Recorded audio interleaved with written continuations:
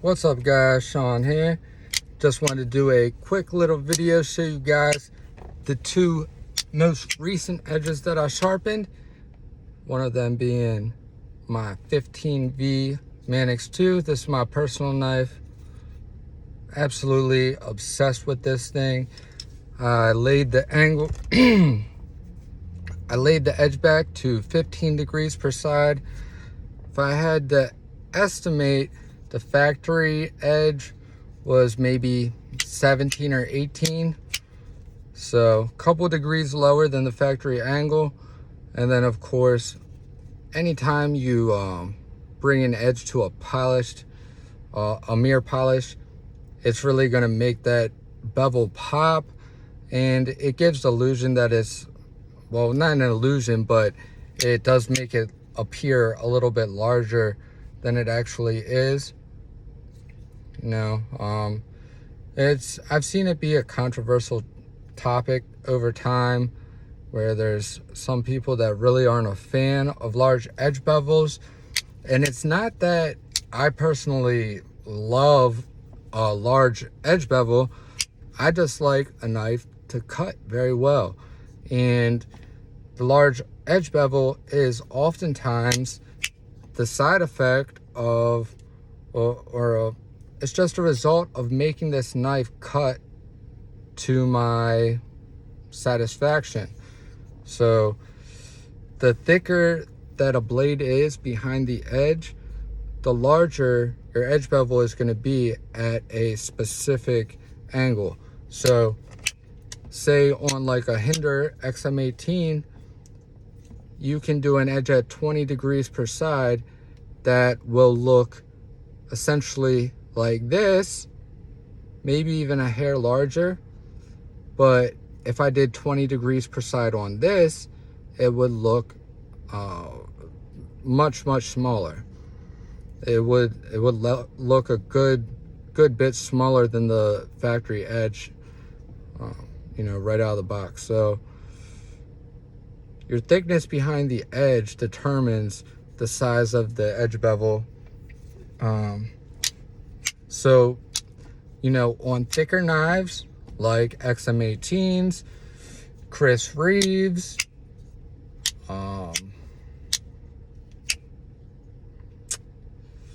Microtech SOCOM Elite, there's certain knives that I won't take down to 15 degrees per side. You know, some I won't even take down to 17, like the XM18s. I have a harpoon spanto, and I have a slicer, 3.5 inch slicer, no choil. And the lowest that I've taken those down to, I believe, is 20 degrees per side.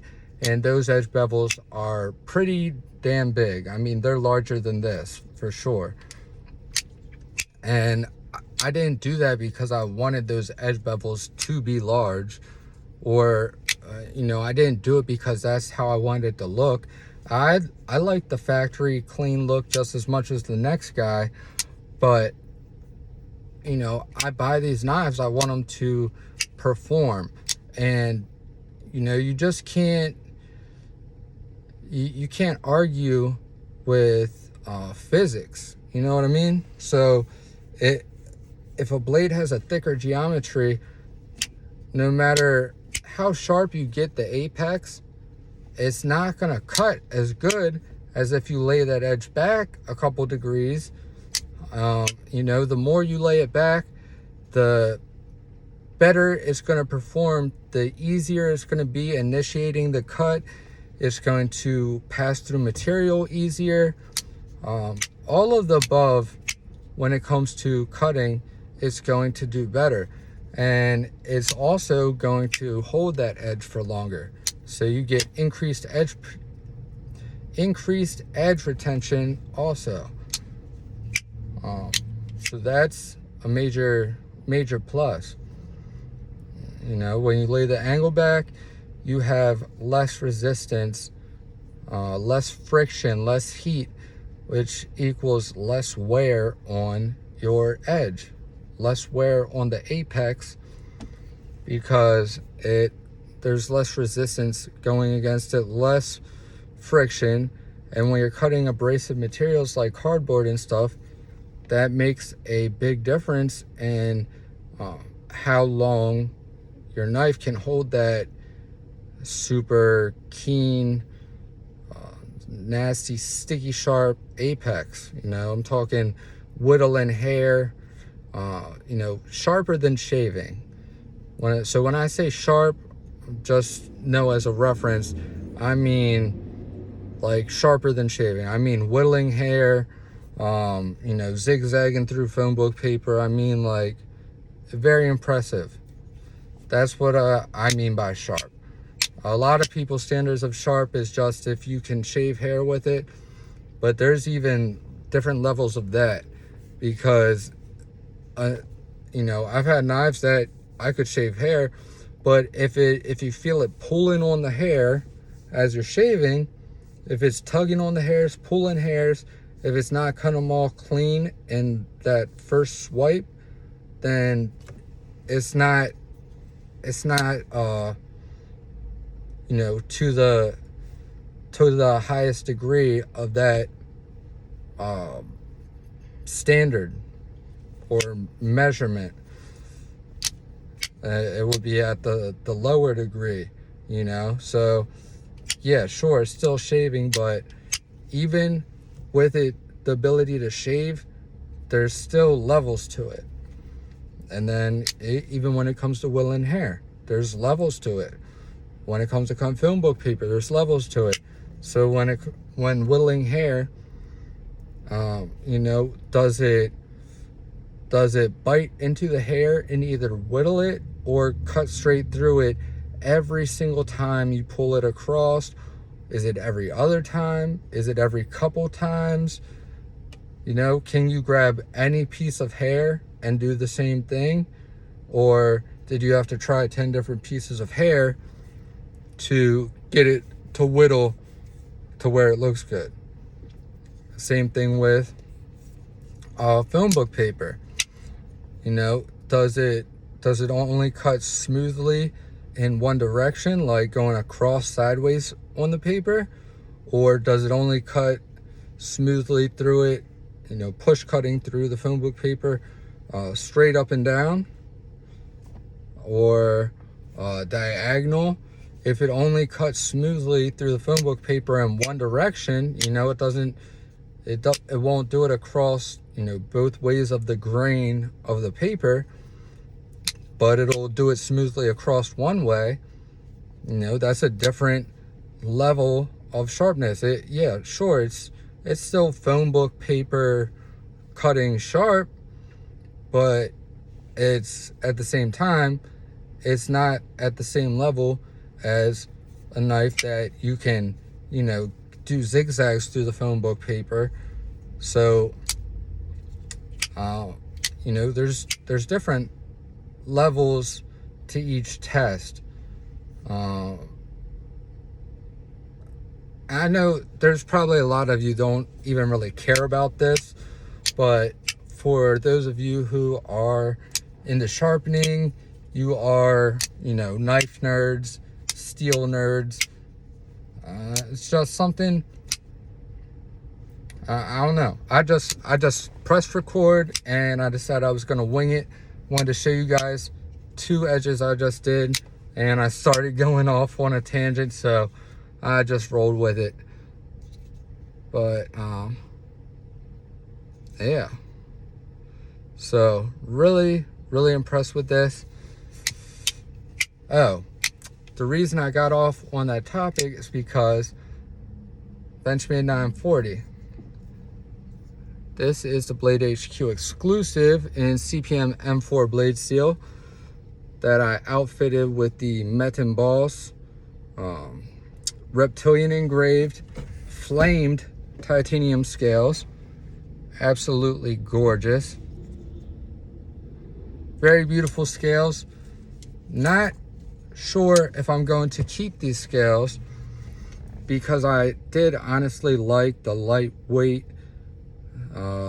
of the JG10 that came on it, so we'll see. I might put these up for sale. I do like them a lot, but I went ahead and put an edge on this because, well, for one, it needed it. This was the dullest of my last handful of new knives that I've acquired.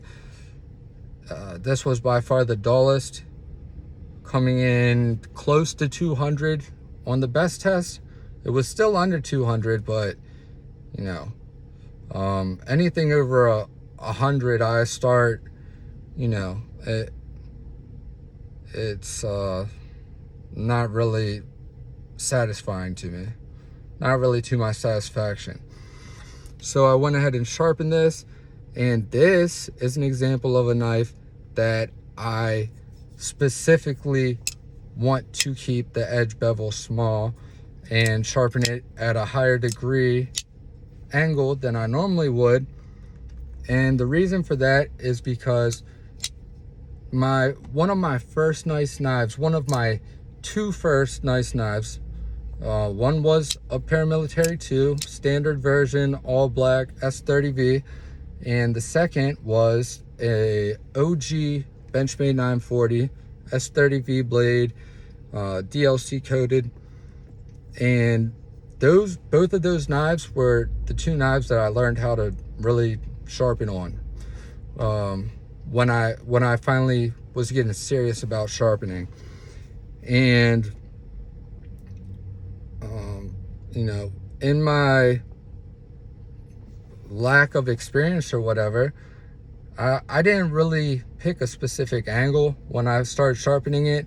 I first started learning freehand, so it wasn't guided. I was freehand and ended up with, you know, laying the edge way back. So ended up like 17, 16 degrees per side maybe.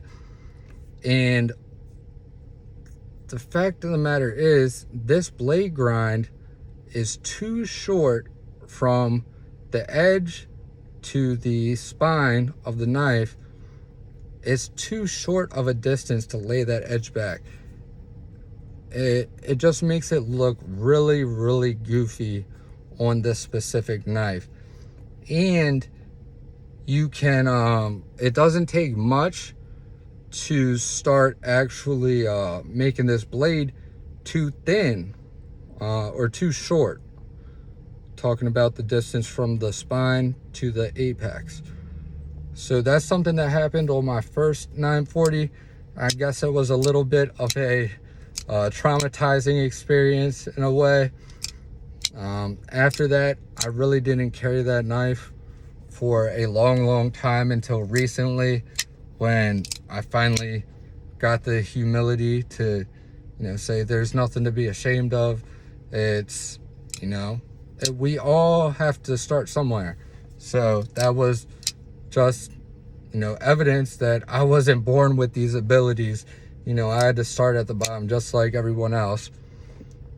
And it was a lesson learned. Just like the rest of the stuff that I know when it comes to sharpening, most of it is through trial and error, actually doing it. That's how I personally learned the best. And, you know, because I, you know, just go for it, I take that risk on my own personal knives, I've been able to, you know, make a lot of progress. So the 940 is a model that I do not like laying the edge back.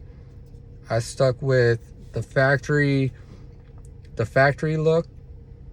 Sharpened this at 21 degrees per side. I actually started off at 20, which was about the same as the factory, and I actually kicked it up a degree to 21 just because of how traumatizing that experience was with my first 940. So I really wanted to ensure that this one did not get goofy looking. And look at that. That is what a mirror looks like on a very, very small edge bevel. I think that is really cool.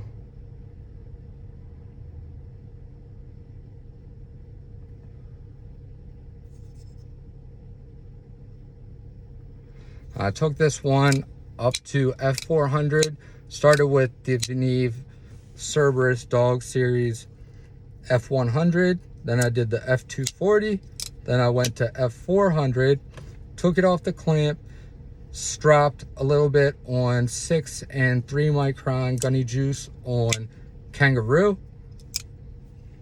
Wasn't feeling super sharp. Made a couple passes on basswood with 1 micron gunny juice. Started feeling a little bit better, but what just wasn't quite up to par.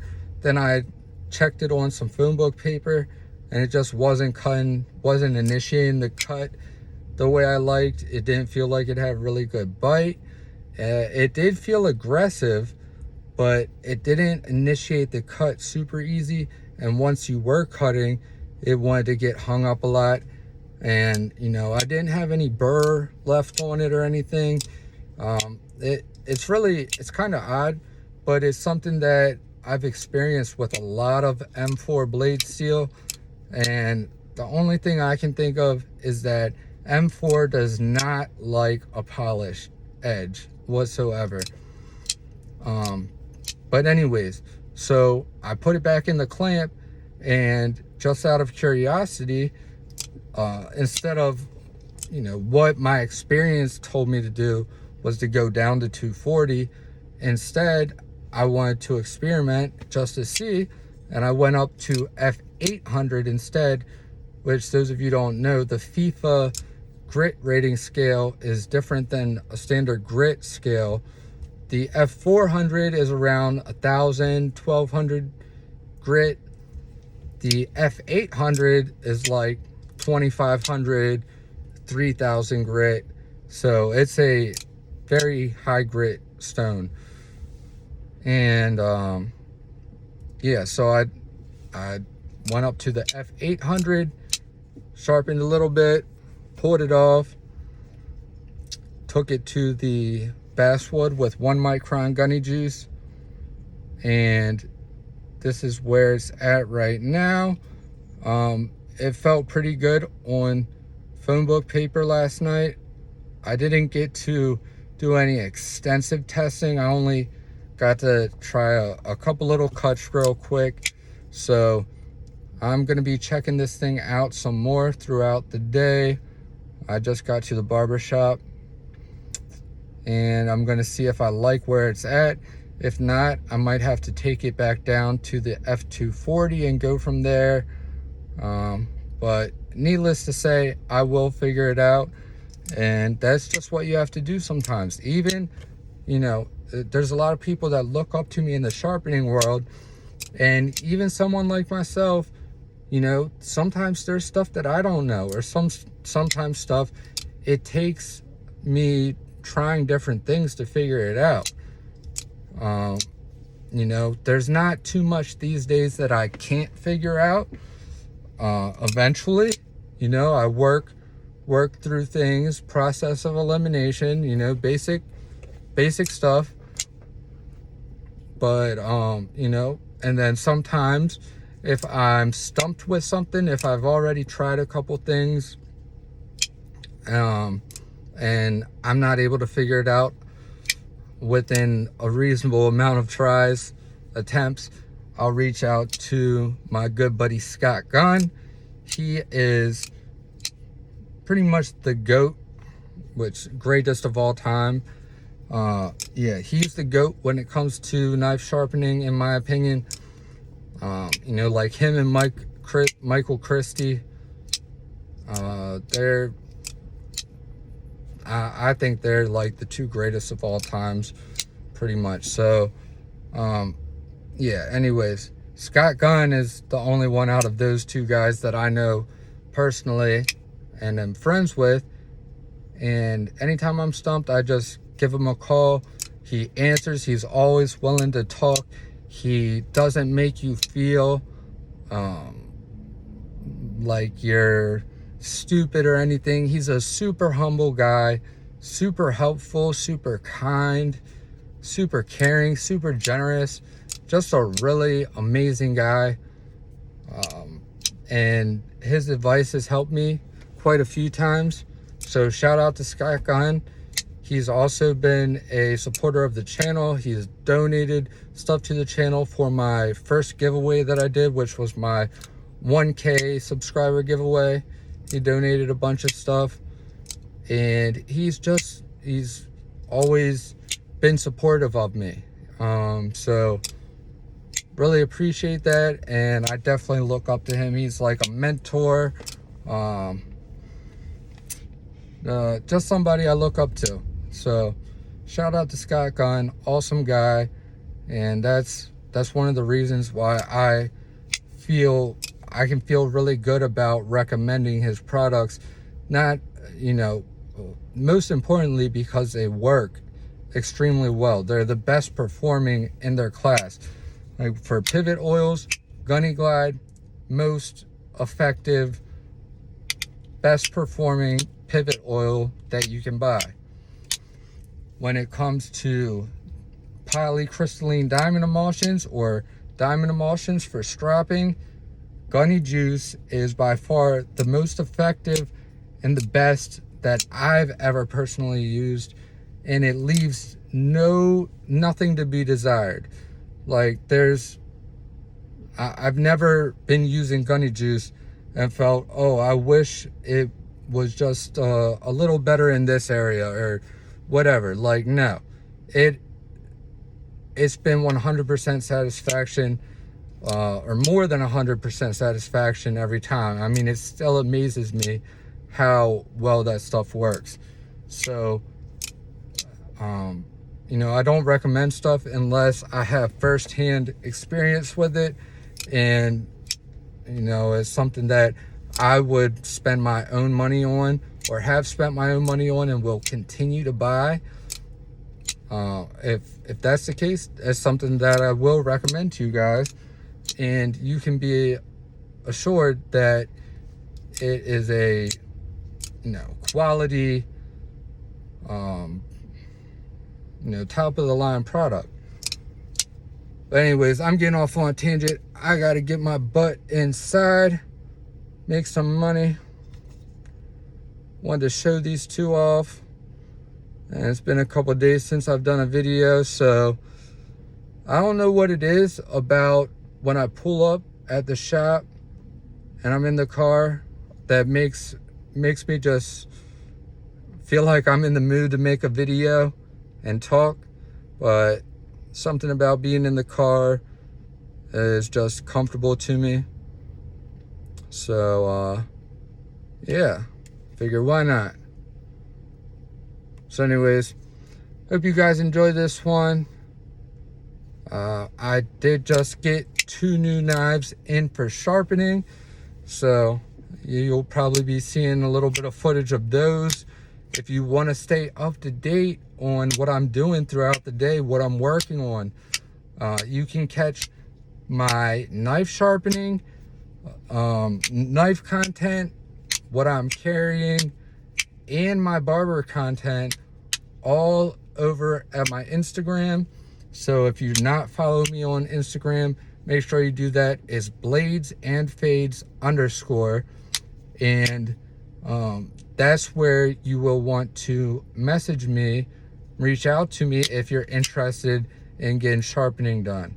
So any sharpening inquiries, just message me on Instagram. That is the fastest way you will get a response. If you message me on there, I check that every single day. And yeah, and that's, I like Instagram because then I can follow you guys back. I can see what kind of stuff you're carrying, what kind of stuff you guys are doing. You know, I care about that stuff. I'm part of this community just like you guys. So, you know, I love all that stuff too. So anyways, hope everybody has a great day. I love you guys. Jesus loves you. Stay tuned, and I'll see you guys in the next one. Peace.